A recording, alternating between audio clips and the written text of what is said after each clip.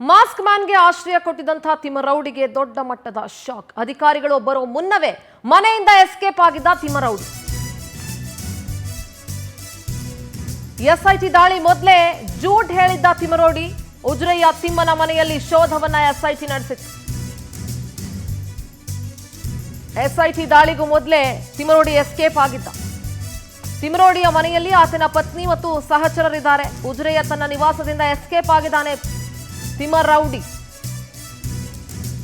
SIT ಅಧಿಕಾರಿಗಳು ಮನೆಯನ್ನ raid ಮಾಡ್ತಾರೆ ಅಂತ ಗೊತ್ತಾಗ್ತಿದ್ದಂಗೆ ದಾಳಿ ನಡೆಯುವ ಮುನ್ನವೇ ಎಸ್ಕೇಪ್ ಆಗಿದ್ದಾನೆ. ಆತನ ಮನೆಯಲ್ಲಿ ಕೇವಲ ಆತನ ಪತ್ನಿ ಮತ್ತು ಸಹಚರರಿದ್ರು ಅನ್ನೋದು ಮಾಹಿತಿ ಗೊತ್ತಾಗಿದೆ. ಮಾಸ್ಕ್ ಮ್ಯಾನ್ಗೆ ಆಶ್ರಯ ಕೊಟ್ಟಿದ್ನಲ್ಲ, ಚಿನ್ನಯ್ಯನಿಗೆ ಆಶ್ರಯ ಕೊಟ್ಟಂತ ತಿಮ್ಮರೌಡಿಗೆ ಈಗ ಅಧಿಕಾರಿಗಳು ಶಾಕ್ ಕೊಟ್ಟಿದ್ದಾರೆ. ಅಧಿಕಾರಿಗಳು ಬರೋ ಮುನ್ನವೇ ಮನೆಯಿಂದ ಎಸ್ಕೇಪ್ ಆಗಿದ್ದ. ಇನ್ನು ಆರೋಪಿ ಚಿನ್ನಯ್ಯ ತಂಗಿದ್ದ ಕೊಠಡಿಯಲ್ಲಿ ಎಸ್ಐಟಿ ತಲಾಶ್ ನಡೆಸ್ತಾ ಇದೆ. ಚಿನ್ನಯ್ಯನ ಮೊಬೈಲ್ ಹಾಗೂ ತಿಮ್ಮರೌಡಿ ಬ್ರದರ್ಸ್ ಮನೆ ಸಿಸಿಟಿವಿ ಡಿವಿಆರ್ ಅನ್ನ ವಶಕ್ಕೆ ಪಡ್ಕೊಂಡಿದೆ ಎಸ್ಐಟಿ.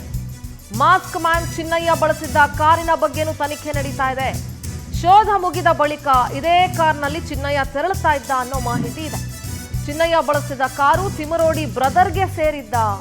ಕಳೆದ 3-4 ಗಂಟೆಗಳಿಂದ ನಿರಂತರವಾಗಿ ಎಸ್ಐಟಿ ಶೋಧ ಕಾರ್ಯವನ್ನ ನಡೆಸ್ತಾ ಇದೆ. ನನ್ನ ಮೊಬೈಲ್ ಕಿತ್ಕೊಂಡು ಇಟ್ಕೊಂಡಿದ್ದಾರೆ ಅಂತ ಈ ಬುರುಡೆ ಚಿನ್ನಯ್ಯ ಇದಾನಲ್ಲ, ನನ್ನ ಜೀವಕ್ಕೆ ಬೆದರಿಕೆ ಇದೆ, ನನ್ನ ಮೊಬೈಲ್ಗಳನ್ನ ಇಟ್ಕೊಂಡಿದ್ದಾರೆ ಅಂತ ಚಿನ್ನಯ್ಯ ಏನು ಎಸ್ಐಟಿ ಅಧಿಕಾರಿಗಳ ಹತ್ರ ಬಾಯಿ ಬಿಟ್ಟಿದ್ದ, ಅದಕ್ಕೆ ತಕ್ಕಂತೆ ಇವತ್ತು ತಿಮ್ಮರೌಡಿ ಮನೆಯಲ್ಲಿ ಎಸ್ಐಟಿ ಅಧಿಕಾರಿಗಳು ತಲಾಶ್ ನಡೆಸಿದ್ರು. ಆಗ ಚಿನ್ನಯ್ಯ ಯೂಸ್ ಮಾಡ್ತಿದ್ದಂಥ ಬಟ್ಟೆಗಳು ಮತ್ತು ಆತನ ಮೊಬೈಲ್ ಎಲ್ಲವೂ ಕೂಡ ತಿಮ್ಮರೌಡಿ ಮನೆಯಲ್ಲಿ ಸಿಕ್ಕಿಬಿದ್ದಿದೆ. ನಮ್ಮ ಪ್ರತಿನಿಧಿ ರೂಪೇಶ್ ನೇರ ಸಂಪರ್ಕದಲ್ಲಿ ಜಾಯ್ನ್ ಆಗ್ತಾ ಇದ್ದಾರೆ. ರೂಪೇಶ್, ಸದ್ಯ ಈ ಚಿನ್ನಯ್ಯ ಏನು ಎಸ್ಐಟಿಯ ವಶದಲ್ಲಿದ್ದಾನೆ, ಚಿನ್ನಯ್ಯ ಒಂದಷ್ಟು ಮಾಹಿತಿಯನ್ನ ಕೊಟ್ಟಿರ್ತಾನೆ ಅಧಿಕಾರಿಗಳಿಗೆ. ನನ್ನ ಮೊಬೈಲ್ ಅನ್ನ ಕಿತ್ಕೊಂಡು ಇಟ್ಕೊಂಡಿದ್ದಾರೆ, ನನ್ನ ಜೀವ ಬೆದರಿಕೆ ಇದೆ ಅಂತ ಹೇಳಿ. ಹಾಗಾಗಿ ಎಸ್ಐಟಿ ಅಧಿಕಾರಿಗಳು ಇವತ್ತು ತಿಮ್ಮರೌಡಿ ಮನೆಗೆ ರೇಡ್ ಮಾಡ್ತಾರೆ. ರೇಡ್ ಮಾಡಿದಂತಹ ಸಂದರ್ಭದಲ್ಲಿ ಮೊಬೈಲ್ ಮತ್ತು ಚಿನ್ನಯ್ಯ ಬಳಸಿದಂತಹ ಆತನ ಬಟ್ಟೆಗಳು ಎಲ್ಲವೂ ಕೂಡ ಸಿಕ್ಕಿರುತ್ತೆ. ಸದ್ಯ ಏನೆಲ್ಲ ಡೆವಲಪ್ಮೆಂಟ್ ಆಗ್ತಾ ಇದೆ ರೂಪೇಶ್?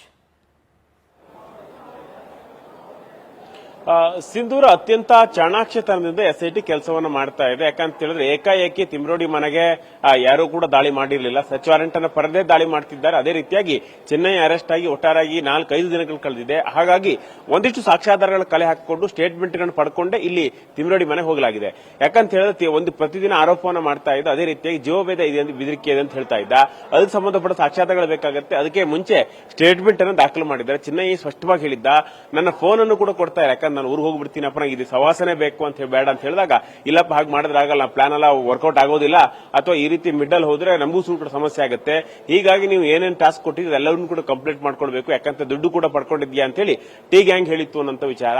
ಹೀಗಾಗಿನೇ ಇಲ್ಲಿ ಮೊಬೈಲ್ ಫೋನ್ ಅನ್ನು ಕೂಡ ಕೊಟ್ಟಿರಲಿಲ್ಲ. ಅದೇ ರೀತಿಯಾಗಿ ಆತನಿಗೆ ಸಂಬಂಧಪಟ್ಟಂತೆ ಬ್ರೈನ್ ವಾಶ್ ಎಲ್ಲಿ ಮಾಡ್ತಾ ಇದ್ರು ಎಲ್ಲಾ ವಿಚಾರ ಸಂಬಂಧಪಟ್ಟಂತೆ ಸ್ಪಷ್ಟಗಳು ಬೇಕಾಗುತ್ತೆ. ಇದಕ್ಕೋಸ್ಕರವಾಗಿ ತಿಮ್ಮರೌಡಿ ಮನೆಗೆ ಈಗ ಎಸ್ಐಟಿ ಪೊಲೀಸರು ಹೋಗಿದ್ದಾರೆ, ಅಲ್ಲಿ ತಲಾಶನ ಮಾಡ್ತಾ ಇದ್ದಾರೆ. ಬಹುಮುಖ್ಯವಾಗಿ ಇಲ್ಲಿ ಮೊದಲೇದಾಗಿ ಚಿನ್ನಯ್ಯ ಫೋನ್ ಸಿಕ್ಕಿದೆ. ಇದು ಮಹತ್ವದ ಸಾಕ್ಷ್ಯ ಆಗುತ್ತೆ. ಯಾಕಂತ ಆತನ ಆರೋಪ ಏನಂತ, ನಂಗೆ ಹೋಗ್ಲಿಕ್ಕೆ ಕೊಡ್ತಾ ಇಲ್ಲ, ಎಲ್ಲೂ ಕೂಡ ಹೋಗ್ಲಿಕ್ಕೆ ಕೊಡ್ತಾ ಇಲ್ಲ, ನೀವು ಹೋದ್ರೆ ಕೊಲೆ ಮಾಡೋ ಬೆದರಿಕೆ ಆಗ್ತಾ ಇದ್ದಾರೆ, ಫೋನ್ ಅನ್ನು ತೆಗೆದುಕೊಂಡು ಇಟ್ಕೊಂಡಿದ್ದಾರೆ, ಯಾಕಂದ್ರೆ ಬೇರೆ ಸಂಪರ್ಕ ಮಾಡಿ ಈ ರೀತಿಯ ಸಮಸ್ಯೆಗಳಾಗ್ತಾ ಇದೆ ಅಂತ ಹೇಳ್ಬೋದು. ಅದೇ ರೀತಿ ಮಾಧ್ಯಮದವರೇ ಸಂಪರ್ಕ ಮಾಡಿಬಿಡಬಹುದು, ಆವಾಗ ಗುಟ್ಟ ಎಲ್ಲ ಬಯಲಾಗುತ್ತೆ ಅಂತೇಳಿ ಮೊಬೈಲ್ ಫೋನ್ ಅನ್ನು ಕೂಡ ಇಟ್ಕೊಂಡಿದ್ರು ಅಂತ ಮಾಹಿತಿಗಳು ಸಿಗ್ತಾ ಇದೆ. ಅದೇ ರೀತಿ ಎಸ್ಐಟಿ ಪೊಲೀಸರು ಮೊನ್ನೆ ಹೋದಾಗ ದಾದಾಗಿರಿ ಮಾಡಿದ್ರು. ಅದಾದ ಬಳಿಕ ಹೋಗಿ ಹಲ್ಲೆ ಮಾಡುವಂತ ಪ್ರಯತ್ನಗಳನ್ನ ಮಾಡಿದ್ರು. ಅದಾದ ಬಳಿಕ ತಿಮ್ಮರೌಡಿ ಅವ್ರನ್ನ ಕಳಿಸಲ್ಲಪ್ಪ, ನೀವು ಪೊಲೀಸ್ನವ್ರು ಏನ್ ಬೇಕಾದ್ರೆ ಮಾಡ್ಕೊಳ್ಳಿ ಅನ್ನುವಂತ ಮಾತುಗಳನ್ನು ಆಡಿದ್ರು ಅಂತ ಹೇಳಲಾಗ್ತಾ ಇತ್ತು. ಅದಾದ ಬಳಿಕ ಕರ್ತವ್ಯ ಲೋಪ ಮಾಡಿದ ಕೇಸ್ ಕೂಡ ದಾಖಲಾಗುತ್ತೆ, ಕರ್ತವ್ಯಕ್ಕೆ ಅಡ್ಡಿಪಡಿಸುವಂತ ಕೇಸ್ ದಾಖಲಾಗುತ್ತೆ. ಹೀಗಾಗಿ ಇವತ್ತು ಯಾರು ಕೂಡ ಮಾಡ್ಲಿಕ್ಕೆ ಸ್ಥಳದಲ್ಲೇ ಇರೋದಿಲ್ಲ, ಎಲ್ಲರೂ ಕೂಡ ಎಸ್ಕೇಪ್ ಆಗಿದ್ದಾರೆ ಅನ್ನೋ ಮಾಹಿತಿ. ಹೀಗಾಗಿ ತಿಮ್ಮರೌಡಿ ಅವರ ಪತ್ನಿ ಮತ್ತೆ ಸಹಚರ ಕೆಲವೊಂದಿಷ್ಟು ಜನ ಮಾತ್ರ ಇದ್ರು ಅಂತ ಮಾಹಿತಿಗಳು ಸಿಗ್ತಾ ಇದೆ. ಹೀಗಾಗಿ ಎಸ್ಐಟಿ ಎಲ್ಲಾ ಸಾಕ್ಷ್ಯಾಧಾರಗಳನ್ನು ಕಲೆ ಆಗ್ತಾ ಇದೆ, ಬಟ್ಟೆ ಕೂಡ ಸಿಕ್ಕಿದೆ ಅಂತ ಹೇಳಿ. ಯಾಕಂದ್ರೆ ಇದೆಲ್ಲೂ ಕೂಡ ಮಹತ್ವ ಸಾಕ್ಷ್ಯ ಕೇಸ್ನಲ್ಲಾಗುತ್ತೆ. ಯಾಕಂತ ಹೇಳಿದ್ರೆ ತಿಮ್ಮರೌಡಿ ಮನೆಯಲ್ಲೇ ಆಶ್ರಯ ಸಿಕ್ಕಾಗಿತ್ತು ಅಂತ ಹೇಳಿ, ಆಶ್ರಯ ಕೊಟ್ಟಿದ ನಂತರ ಷಡ್ಯಂತ್ರ ಕೂಡ ಅಲ್ಲೇ ಮಾಡಿದ್ದು ಅಂತ ಹೇಳಿ ಆಗುತ್ತೆ. ಅದಾದ ಬಳಿಕ ಸಿಸಿಟಿವಿ ಮನೆಗೆ ಹೋಗುವಾಗ ಒಂದು 4-5 ಸಿಸಿಟಿವಿ ಕ್ಯಾಮೆರಾಗಳು ಕೂಡ ಸಿಗುತ್ತೆ. ಈ ಸಿಸಿಟಿವಿ ಅವರನ್ನು ಸಂಗ್ರಹ ಮಾಡ್ತಾ ಇದ್ದಾರೆ. ಯಾಕಂತ ಹೇಳಿದ್ರೆ ಎಷ್ಟು ತಿಂಗಳ ಮುಂಚೆ, ಒಂದು ವರ್ಷದ ಮುಂಚೆನೆ ಬಂದಿದ್ದಾರೆ ಅಂತ ಮಾಹಿತಿ ಇದೆ. ಈಗ ವರ್ಷದಕ್ಕಿಂತ ಮುಂಚೆ ಬಂದಿದ್ದಾದ್ರೆ ಎಷ್ಟು ತಿಂಗಳ ಷಡ್ಯಂತ್ರ ಆಗಿರಬಹುದು ಅನ್ನೋ ವಿಚಾರಗಳು ಕೂಡ ಒಂದು ಚರ್ಚೆ ಆಗ್ತಾ ಇದೆ. ಹೀಗಾಗಿ ಎಸ್ಐಟಿ ಎಲ್ಲಾ ಆಂಗಲ್ ಅಲ್ಲೂ ಕೂಡ ತನಿಖೆ ಮಾಡ್ತಾ ಇದೆ. ಸದ್ಯಕ್ಕೆ ಟ್ರೈಲರ್ ಅಷ್ಟೇ ಇದು. ಅದಾದ ಬಳಿಕವಾಗಿ ವಶಕ್ಕೆ ಪಡ್ಕೊಳ್ತಾರೆ. ಅದೇ ಒಂದು ರೂಪೇಶ್, ಮತ್ತೆ ನಾನು ನಿಮ್ಮನ್ನ ಸಂಪರ್ಕಕ್ಕೆ ತೆಗೆದುಕೊಳ್ತೀನಿ. ರೂಪೇಶ್, ಮತ್ತೆ ಮಾತಾಡ್ತೀನಿ. ಇನ್ನು ತಿಮ್ಮರೌಡಿ ಮನೆಯಲ್ಲೇ ಷಡ್ಯಂತ್ರಗಳ ವಿಡಿಯೋ ರೆಕಾರ್ಡ್ ಅನ್ನ ಮಾಡಿರೋದು. ಸುಮಾರು 20-25 ವಿಡಿಯೋ ಚಿತ್ರೀಕರಣ ನಡೆದಿದ್ವು. ಈ ಪೈಕಿ ಕೇವಲ 3 ವಿಡಿಯೋಗಳು ಮಾತ್ರ ಬಹಿರಂಗ ಆಗಿದೆ. ಇನ್ನುಳಿದ 22 ವಿಡಿಯೋಗಳ ಬೆನ್ನು ಬಿದ್ದಿದೆ ಎಸ್ಐಟಿ. ಎಲ್ಲ ಷಡ್ಯಂತ್ರದ ವಿಡಿಯೋಗಳನ್ನ ಮಾಡಿರೋದು ಈ ತಿಮ್ಮರೌಡಿಯ ಮನೆಯಲ್ಲಿ ಕುತ್ಕೊಂಡೆ. ಅದರಲ್ಲಿ 3 ವಿಡಿಯೋಗಳು ಮಾತ್ರ ಹೊರಗಡೆ ಬಂದಿದೆ. ಇನ್ನು 22 ವಿಡಿಯೋಗಳ ಬೆನ್ನು ಬಿದ್ದಿದೆ SIT. ಎಸ್, ರೂಪೇಶ್ ನಮ್ಮ ಪ್ರತಿನಿಧಿ ನೇರ ಸಂಪರ್ಕದಲ್ಲಿದ್ದಾರೆ. ರೂಪೇಶ್, ಈ ತಿಮರೋಡಿಯ ಮನೆ ಇದೆಯಲ್ಲ, ಒಂದ್ ರೀತಿ ಕ್ರಿಮಿನಲ್ಗಳಿಗೆ ಆಶ್ರಯ ತಾಣ ಆಗಿತ್ತು ಅಂತ ಹೇಳಿದ್ರೆ ಕೂಡ ತಪ್ಪಾಗೋದಿಲ್ಲ. ಅಂದ್ರೆ ಈ ಸಂಚುಕೋರರಿಗೆ, ಈ ಷಡ್ಯಂತ್ರ ಮಾಡೋರಿಗೆ ಅದು ಆಶ್ರಯ ತಾಣ ಆಗಿತ್ತು ಅಂತ ಹೇಳಿದ್ರೆ ತಪ್ಪಾಗೋದಿಲ್ಲ. ಸದ್ಯ ಎಲ್ಲ ವಿಡಿಯೋಗಳನ್ನ ಆತನ ಮನೆಯಲ್ಲೇ ಕುತ್ಕೊಂಡು ಮಾಡಲಾಗಿತ್ತು. ಅದರಲ್ಲಿ ಕೇವಲ 3 ವಿಡಿಯೋ ಮಾತ್ರ ಬಹಿರಂಗ ಆಗಿದೆ. ಇನ್ನು 22 ವಿಡಿಯೋಗಳ ಬೆನ್ನತ್ತಿದೆ SIT ಅನ್ನೋ ಮಾಹಿತಿ ಸಿಕ್ಕಿದೆ. ರೂಪೇಶ್, ನಿಜ. ಯಾಕಂತ ಹೇಳಿದ್ರೆ ಇಲ್ಲಿ ಎಲ್ಲೋ ಒಂದ್ ಕಡೆಯಾಗಿ ಇವ್ರಿಗೆ ಎಲ್ರಿಗೂ ಡೌಟ್ ಇರುತ್ತೆ. ಯಾಕಂದ್ರೆ ತಲೆಬುರುಡೆ ತಂದಾಗ ಒಂದು ನೀಟಾಗಿ ಸ್ಕ್ರಿಪ್ಟ್ ಅನ್ನ ಟಿ ಗ್ಯಾಂಗ್ ಕೂತ್ಕೊಂಡು ಸ್ಕ್ರಿಪ್ಟ್ ಮಾಡುತ್ತೆ, ಯಾವ ರೀತಿಯಾಗಿ ಧರ್ಮಸ್ಥಳದ ವಿರುದ್ಧ ಹೇಳಬೇಕು ಅಂತ ಹೇಳಿ. ಈ ತಲೆಬುರುಡೆ ಯಾವ ರೀತಿಯಾಗಿತ್ತು ಅಂತ 24 ವರ್ಷದ್ದೇ ಅಂತ ಹೇಳಬೇಕು. ಯಾಕಂತ ಹೇಳಿದ್ರೆ ವರ್ಷ ಕಡಿಮೆ ಹೇಳಿದಷ್ಟು ಆ ಕೇಸ್ ಇನ್ನಷ್ಟು ಡೆನ್ಸ್ ಆಗ್ತಾ ಹೋಗುತ್ತೆ ಅಂತ ಹೇಳಿ 24 ವರ್ಷನೇ ಹೇಳಬೇಕು, ಅದೆಲ್ಲ ಕತೆ ಕಟ್ಟಬೇಕು ಅಂತ ಹೇಳಿ ಹೇಳಿದ್ದು. ಅದೇ ರೀತಿಯಾಗಿ ಇಲ್ಲಿ ಅಸ್ಥಿಪಂಜರದಲ್ಲಿ ಹೇಗೆ ಗೊತ್ತಾಗುತ್ತೆ ರೇಪ್ ಆಯ್ತಾ ಇಲ್ಲೋ ಅಂತ ಹೇಳಿ ಈ ಪ್ರಶ್ನೆ ಬುದ್ಧಿ ಬರ್ಬೇಕಿತ್ತು. ಈ ಬುದ್ಧಿ ಇರಲಿಲ್ಲ.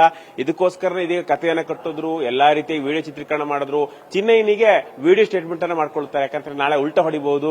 ಹೀಗಾಗಿ ವಿಡಿಯೋ ಸ್ಟೇಟ್ಮೆಂಟ್ ಅನ್ನ ಮಾಡ್ಕೊಂಡು ಪದೇ ಆತನನ್ನ ಬ್ರೈನ್ ವಾಶ್ ಮಾಡ್ತಾ ಇದ್ರು, ಈ ರೀತಿ ಹೇಳಬೇಕು ಅಂತ ಹೇಳಿ ಎಲ್ಲ ಹೇಳಿಕೆಗಳನ್ನ ಒಂದು ಟೆಸ್ಟ್ ಅನ್ನ ಮಾಡ್ತಾ ಇದ್ರು ವಿಡಿಯೋ ಚಿತ್ರೀಕರಣ ಮಾಡ್ಕೊಂಡು ಅಂತ ಹೇಳಿ. ಈ ವಿಡಿಯೋ ಕೆಲವಷ್ಟು ಸೋಷಿಯಲ್ ಮೀಡಿಯಾದಲ್ಲಿ ಕೂಡ ಟೆಲಿಕಾಸ್ಟ್ ಆಗ್ತಾ ಇದ್ದಿಲ್ಲ. ಅದೇ ಒಂದು ಸ್ಯಾಂಪಲ್ ಗಳಷ್ಟೇ, ಮತ್ತಷ್ಟು ವಿಡಿಯೋ ಚಿತ್ರೀಕರಣವನ್ನು ಕೂಡ ಮಾಡ್ಕೊಂಡಿರೋ ಮಾಹಿತಿಗಳು ಸಿಗ್ತಾ ಇದೆ.